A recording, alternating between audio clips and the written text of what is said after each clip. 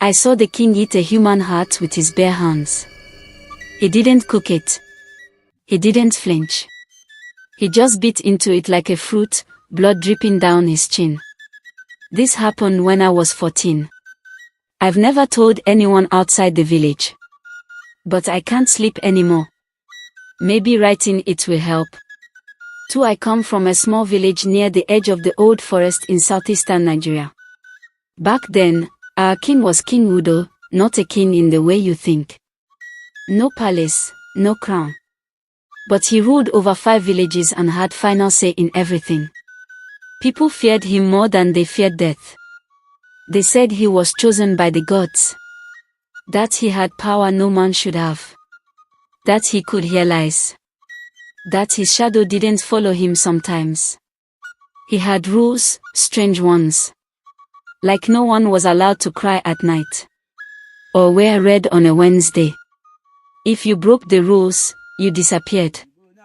That's how it started. People just disappeared. First, it was small things. A woman who laughed during a funeral. A boy who cut down a tree without asking. They were gone by morning. Everyone said, the king has taken them.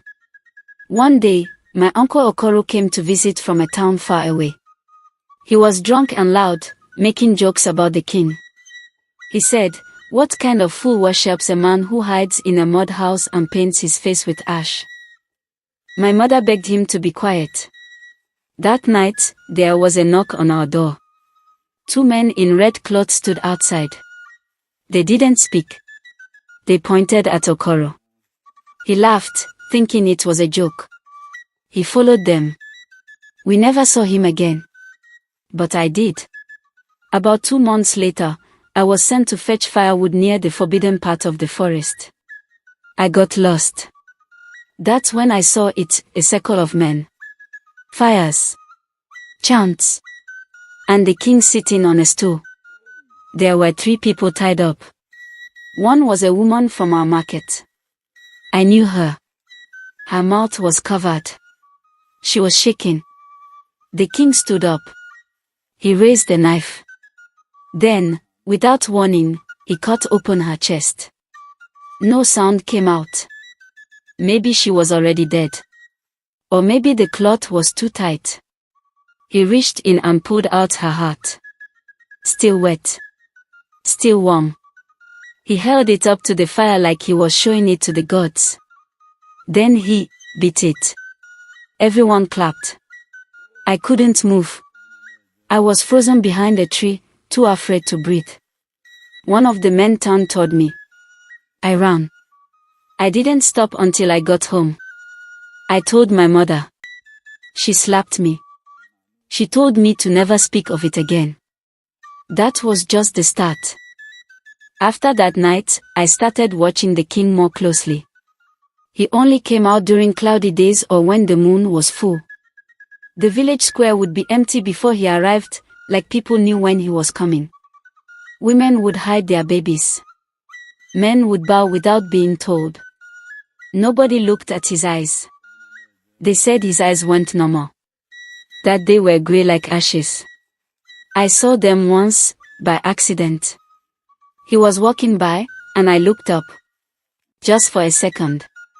His eyes met mine. I felt cold. Like I'd been buried alive. I threw up that night. More people vanished. A hunter. A girl from school. Even the priest. People said they had broken secret rules. Someone left meat outside during the new moon. Someone else washed their feet in the river on the wrong day. It didn't matter what it was, the king always knew. My friend Obi started asking questions. He wanted to know why we all obeyed. Why no one fought back. He said the king was just a man. He said he had a plan. I begged him to stop. I told him about the heart. He thought I was lying. He laughed. A week later, they found Obi's clothes at the edge of the forest. Just clothes. No blood. No body. I couldn't take it anymore. I needed to know what the king really was. So I followed the red cloth men one night. I hid in a canoe and waited. They took a young boy from a nearby village. I followed them deep into the forest. There was a cave I had never seen. It was shaped like a mouth. Inside, I saw things I can't explain. Bones on the ground. Symbols on the wall. And jars, big clay jars with faces carved into them. Human faces. The king came out from the dark. He wasn't wearing his ash paint. His skin was cracked. Dry. Like tree bark. His spine stuck out. He looked thin, but strong. He spoke a language I didn't understand. The boy was still alive. Tied up. Crying.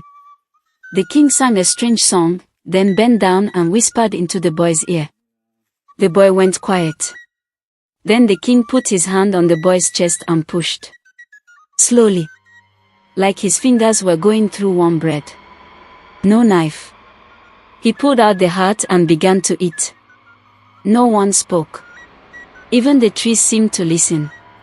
I tried to back away, but I stepped on a branch. Snap. Every head turned. I ran. I ran faster than I've ever run in my life. They chased me. All the way to the river. I jumped in. Let the water carry me. I almost drowned, but I made it. I told no one. I stayed quiet. I learned to pretend. Years passed. I grew older. The king never aged. His skin stayed dry. His hair never grew longer. People called him the Immortal One. But something changed. The earth grew dry. Crops failed. Babies died. Some said the gods were angry. Others said the king was losing his power. One night, thunder cracked but no rain came. A fire started in the forest. It didn't burn the trees. It burned the animals. The birds. Everything ran from it. But not the king. He walked into the fire and came out with a smile. That's when the elders started talking. In secret. Planning. They found an old woman from another village, a priestess who had once escaped the king's wrath.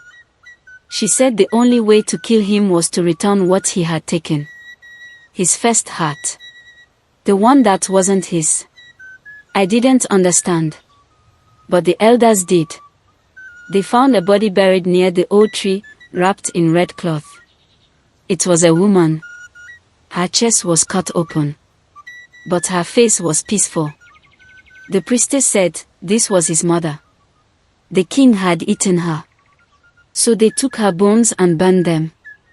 They mixed the ashes with goat blood and poured it on the king's shrine. He screamed. The next day, we found his body deep in the forest. His chest was cut open, and his heart was missing. No one cried. Not even the trees made a sound.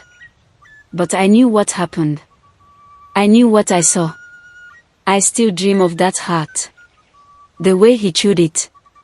Like it meant nothing. Like a thing he'd done 100 times. Maybe he had. Maybe he wasn't the only one. Now I see shadows at the edge of the forest. People with grey eyes. I think the king had students. Or children. Or followers. I think he's coming back. I can feel it when the moon is full. When the birds go silent. I haven't slept in days. And last night, someone knocked on my door. Fear protects evil when no one dares to speak. Some traditions aren't holy, they are used to hide horror. If this story moved you, red heart like, repeat button share with someone, bell subscribe for more. Speech balloon drop your thoughts in the comment section, we want to hear from you.